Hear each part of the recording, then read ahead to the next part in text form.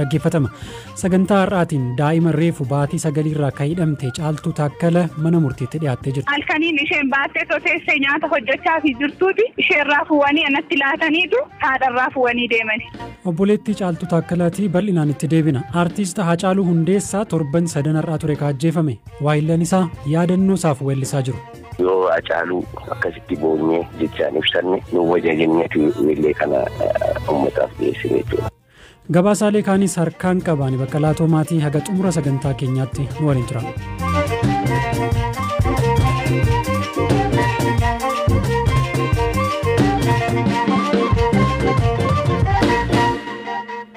As Keeniyaa kaawuntii Isiyooloo magaalaa baadiyyaa Kinaa jedhamtutti guyyoota lamaan dura leenci magaala seenee namaaf beeyladoota irraan miidhaa cimaa geessise.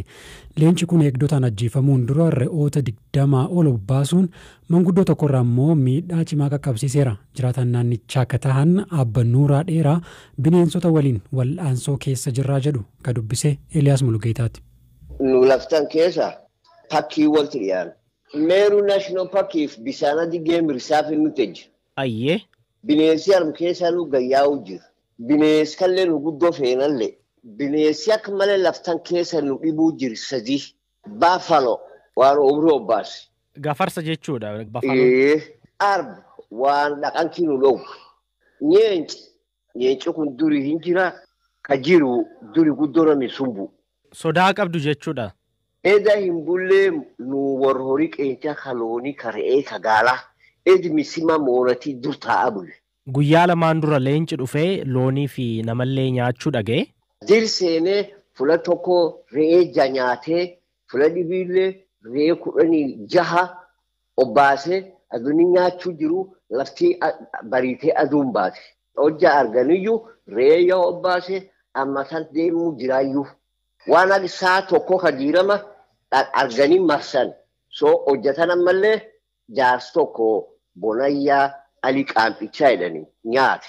Jaarsi sun amma hospitaal jiraa? Amma sana hospitaal jiru keessa bahuu dadhabee achuma jiramu kana. Lubbuu isaatiif yaaddeessaadha moo inuma irraa dandamatee? Dandamate fuul kan cufu afaan kan cufu irgi fafaqe.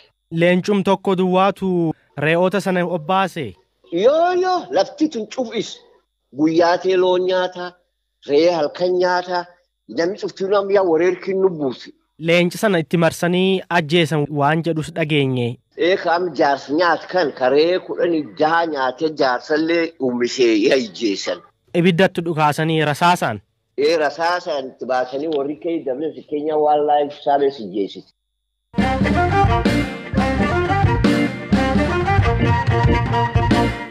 Gabaasa kaitaanutti yommuu ceenu namoota ajjechaa Haacaaluu Hundeessaan booda hidhaman keessaa tokko kataatee Caaltuu Taakkala guyyaa har'aa mana murtii olaanaa federaalaa sadarkaa duraa damee araadaatti dhiyaatte.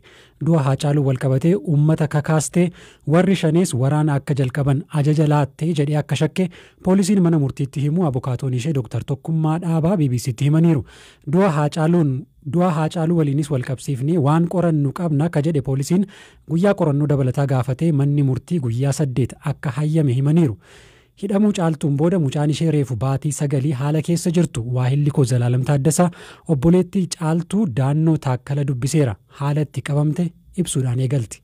Mana kiraayee kireeffattee teessi. Naannoo Jamoo gaafa lolli kuni ka'u mana namaatti qosanii nama reebu jechuu gaafa geessu kan jirtu mucaa ishee wajjiniin kophaa ishee jiraatti na bira kootu jeen obboleessi koos bilbilee ishee bira deemi je. Manni kan koo gibbii waan ta'eef isheen kondominiyeemii keessa jiraatti. Na bira ufte roobii ufte qidaamee galgala sa'aatii 3 dhufanii fudhatanii. Sana halkan keessaa sa'aatii 3 nama tokkoof uffiin fakkaatan. Poolisiin akka jirutti sibiila uffatee nurra nama. Achii galanii kucbalu hindaatti naqaannaqu kucbalu ho'isan barka ho'ita qamatuun hin jee. Achi Caaltuu maannaati neene achi na wadajii uji. Hunda keenya irraa mattaawaqaa bilbila keenya kaasan amma ishee wayyaati jijjiirratti eeganii fudhatanii deeman. Kanaaf barbaanna iddoo akkasii geessina nun jedhu. Mucaan halkan akkasitti bu'aa bulte ani ishee hoosisuu hin danda'u. Mucaa hooturraa ishee fuwanii deemanii gaafa soostanyaa deemnee gaafannu noormaali poolis dhaabee hidhaatu xayyiquu nu jiru. Obboleessi mucaan adaadaa koo jira inni deemee yoo fuutaniittu ta'e obboleettiin keenya iddoo jirtu nutti hima yoommoo hin fuune ta'e hin fuune nu jedha obboleettii keenya amma sa'aatii kanatti hattuu baay'eetu jira jedhamaa jira wayyaa poolisii uffatee namni nama hatu jira jedhanii halkanii dhufanii obboleettii ko fu'ataniiru halkan keessaa sa'aatii 3 qaama fu'atee immoo hin beeku jedhee gaafa gaafatu Caaltuu Taakkalaa jirti as soostanya mana fattashiisuu jaadeemtuufi yaaricha argituuni jedhe.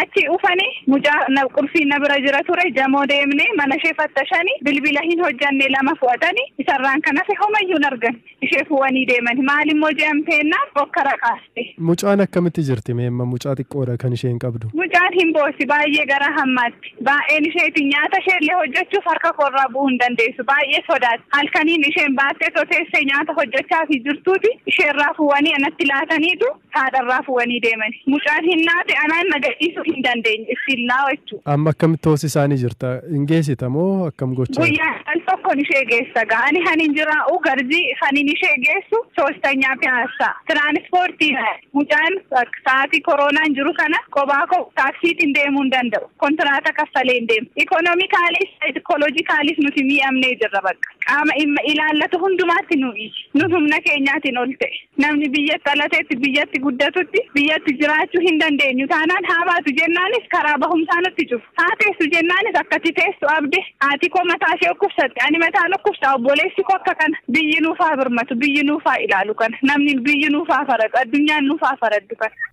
Obboleettii Caaltuu Taakkala Daannoo Taakkaleetti dhageessan Caaltuun namarraa adda baafamtee kophaatti hidhamtee akka jirtu erga mana murtiitti iyyatteen booda manni murtii namatti akka makamtu mucaa isheefis ta'e isheef eegumsi taasifamuu ajaja akka dabarse manni murtii ajaja akka dabarse Dooktar Tokkummaa Dhaabaarraa dhageenyeerra.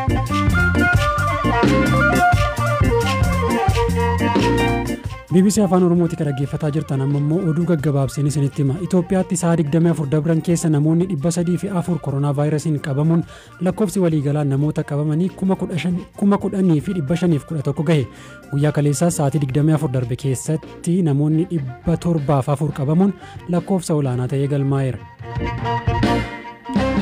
Yaaliin talaallii koronaa vaayirasii Yuunivarsiitiin Oksford qopheesse nageenya namaaf miidhaa akka hin qabnee fi humna dhukkuba ofirraa ittisuu namaa akka ijaaru qorannoon ibse. Talaalliin kun namoota 1,077 irratti yaalameera. Pireezidantiin Masrii Abdul Fattah Al-Siisii dhimma hidha haaromsa Itoophiyaa irratti pireezidantii Ameerikaa Doonaald Tiraamp waliin bilbilaan mari'achuu himan. Hogganoonni biyyoota Afrikaa ammoo dhimma kana irratti boru wal gahanii mari'achuuf jiru. United Arab Emirates yeroo jalqabaaf rokkeettii gara Maarsii ergite. Taatee seena qabeessa jedhameen rokkeettiin H2A Hope jedhamu buufata hawaa Tanegashimaa Japan irraa ka'uun haala qilleensaa pilaaneetichaa qorachuuf imala kiiloomeetira miliyoona 500 eegaleera. Ijaarsi rokkeettii kanaa ganna 6 fudhatee oduun gaggabaaboo har'aaf qabuusaan kana.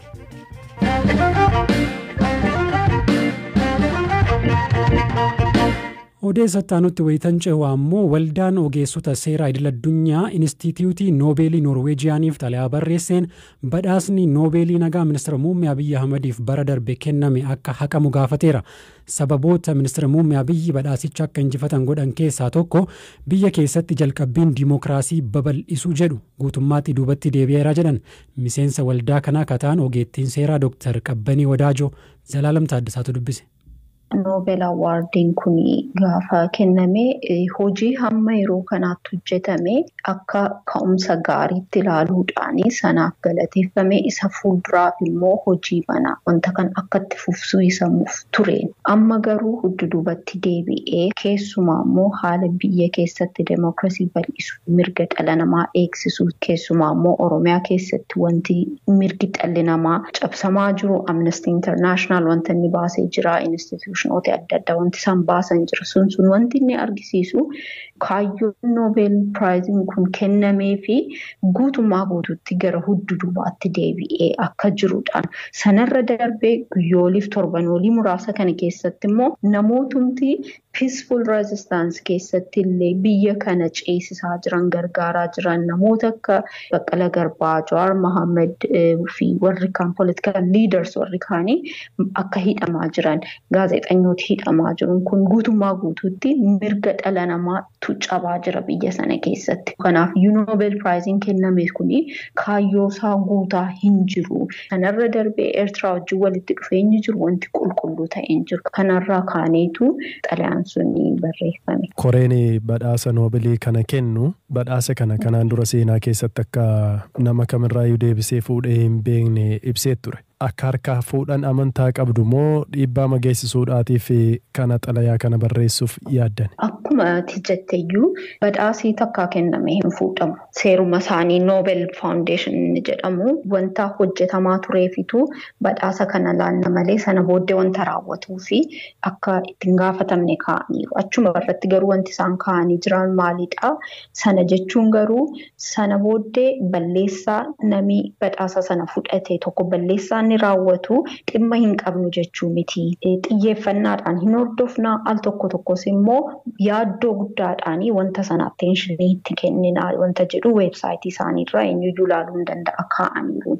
So kaayyoon keenya badhaasi kuni rivook godhamuuf dhiisuu qofa utuu hin ta'in amma irratti international committeeniitiinis foundationiin kunis wanti isaan hubachuu qabanii badhaasi isaan kennaniif kaayyoo isaan kennaniif kun galma ga'a kan jirre. Abdii isaan ittiin kennan sun galma ga'a kan jirre. Attentionii guddaan akka itti kennamuu fi kaayyoo sanaanii jechuudha wanti kun kan inni barreeffame.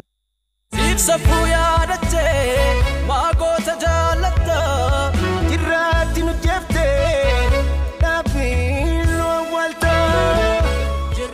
Artiist Haacaaluu Hundeessaa yaadachuuf artistoonni Oromoo walleewwan adda addaa dalaguutti jiru. Kanneen keessaa walleen mata duree jechi kee jedhuun artistoonni 4 weellisan tokko. Artiist Abarraa Indaalaa sagaleen wallisuun akkasumas ammoo yeedaloo qopheessuun wallee kana keessaa qooda fudhateera. Bilbilaan dubbiseen ture.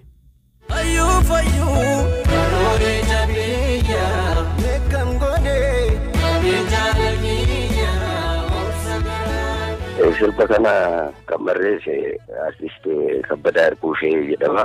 Yeedaloosaa kan hojjete anuma Abarraadha. Gamtaadhaan hojjenne. Jechi kee kan jedhu Haacaaluun gaafa sana bira jiraannees jecha isaa dhumaa dhaga'uu dhabuu keenya fi waan hin malle yeroo kanatti waan akkasii Haacaaluu muudachuunsa bira geenyees hanga lubbuun keessaa baatutti dhaqqabuu fi dhiisuun keenya Haacaaluun Oromoodhaaf jechi isaa dhumaa dhaga'uu dhiisuun keenya gadda cimaatu nutti dhaga'ame jechuudha. Gadda kana ibsachuuf jecha amma ta'erree gaddi keenya xiqqoo yoo Haacaaluu akkasitti boonyee jechaan ibsanne nu wajajinneetu illee kana ummataaf dhiyeessine jechuudha. Kalee jiraan yaadoocheete marra du'aan dachee gadoocheete dachee gadoote kaayyoo kan kee gagalmaan keenyu abdii murree murtis galleeteenyu. Haacaaluu jechuun biyya kanaa fi qaroo ija keenyadha. Kanaaf Haacaaluu kanaanuu ibsachuu hin dandeenye beekta. Haacaaluu dhabuu jechuun biyyi kun akka tarkaanfii meeqa duubatti deebisitti kan lakkaa'amu si galee Haacaaluun waan jettettiin ibsannuu qabnu yeroo kamuu itti cabsaa keenya abbaa dhugaa keenya. Ani Haacaaluu akkan itti ibsu beekta jechoonni afaan Oromoo bal'aadha garuu jechoota hedduu qabna. Isumaaniyyuu ibsuudhaaf baay'ee ulfaata beekta. Haacaaluu jechuun nama akkamatti akka salphaatti ibsamuu miti. Haacaaluu jechuun nama guddaadha beekta. Jaarsa Haacaaluun jaarsa dhugaa. Waa hedduu irraa barannaa waa hedduu nu barsiisa. Kan boru dhalaturre nutti hima beekta. Kan duuba dhufus kan boru dhalatus Haacaaluun fakkeenya keenya gorsaa keenya Haacaaluun akkanatti ibsuudhaaf natti ulfaata beekta. Ana Haacaaluu bakka nuuf rabbi gaanuuf ammas bakka nuuf baafuusu umurii waa kennee kaayyoo Haacaaluu sana nama bakka buusu nama galmaan ga'u nama godhu. Kabajamtoota dhaggeeffattoota keenya sagantaa keenya sumarratti obbaasne bor sagantaa dhibii walitti deebina sirbuma kanatti isin dhiisa horaa bula.